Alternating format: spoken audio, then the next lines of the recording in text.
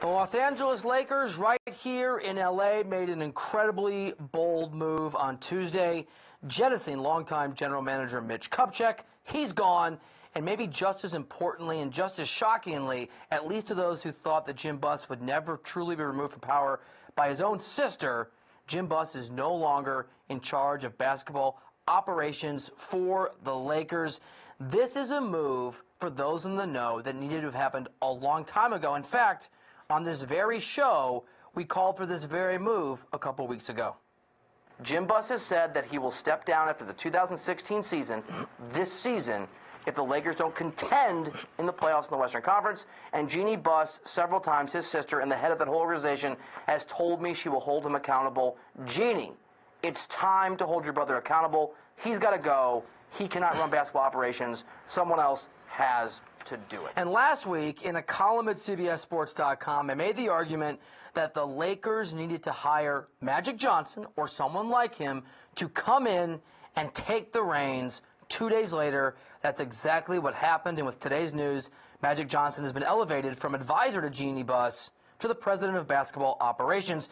Maybe the Lakers are watching the show and reading the columns, because these are the very moves that we've outlined for a very long time. And here's why. The Lakers are a proud organization, obviously, but the past is not prologue to the future, especially in the National Basketball Association.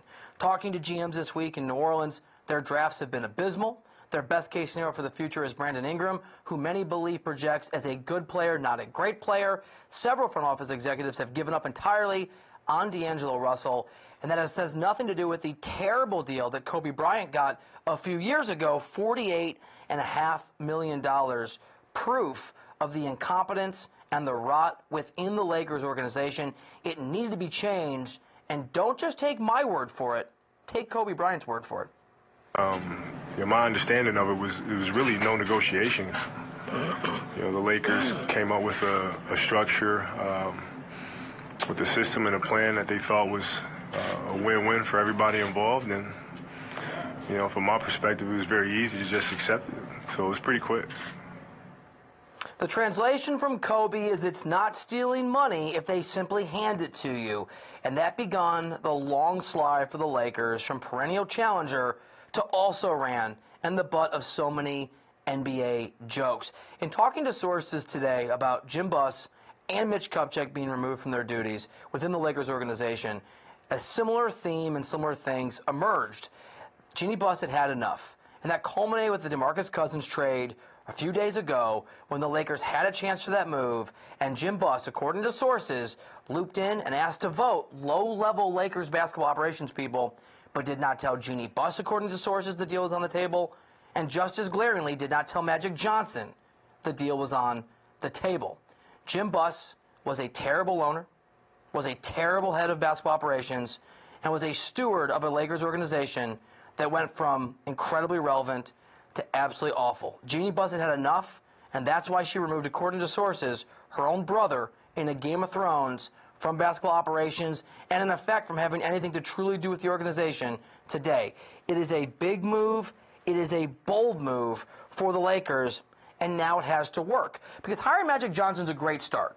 Because in a Game of Thrones, to take the throne, you have to have the right allies. You have to have the right assassins. That's exactly what Magic is. Here in L.A., Magic Johnson walks on water. His partial ownership of the Dodgers, the brand that he brings, his charm, and the credibility he has in Los Angeles and beyond with the business community and the sports community and the fan base here in L.A. is a big part of the reason the Dodgers, 10 years ago, 5 years ago, a joke, have become one of the best-run organizations in baseball. But here's the thing. They have actual baseball people making day-to-day decisions. Andrew Friedman, the president of operations, and several former GMs under him. The same model has to happen now. Yes, Magic Johnson gave Jeannie the clearance and the cover to off her own brother and to take over the throne for herself. And that's as it should be. Jeannie is the smart boss. She is sharp. She is very committed, and she loves the Lakers and understands its brand in a way that matters, especially in Los Angeles. But that doesn't mean that Magic should actually be in charge of this organization. He needs to bring in a GM who can handle the very problems day to day, out there scouting, out there in the film room, fixing the problem that will take a long time, as Magic Johnson told us on CBSN last week. Here it is. if we're patient, if we develop our own players, because now in today's NBA, it's different when I play. You have to really develop your own players because free agent movement is not like it used to be. Yeah. And so you have to really make sure you hit a home run when you do draft and then try to keep the players that you have on your roster. As one NBA executive told me over All-Star Game break in New Orleans, you can't let Mitch Kupchak or Jim Buss have anything to do with the Lakers draft pick this summer if they retain it. It'd have to be a top 3 pick, or it will be a decade to recover. He was right, and Ginny's made that first step. But this executive's second part of advice now needs to happen as well, and that was you bring in Magic to make that step happen, to get rid of Jim and get rid of Mitch. But once they're gone, Magic has to delegate to a basketball ops person, which he's not. Jeannie Buss, I believe in you, but you need to keep going. You've gotten rid of the problems. Now it's trying to make sure that Magic Johnson stays in his own lane.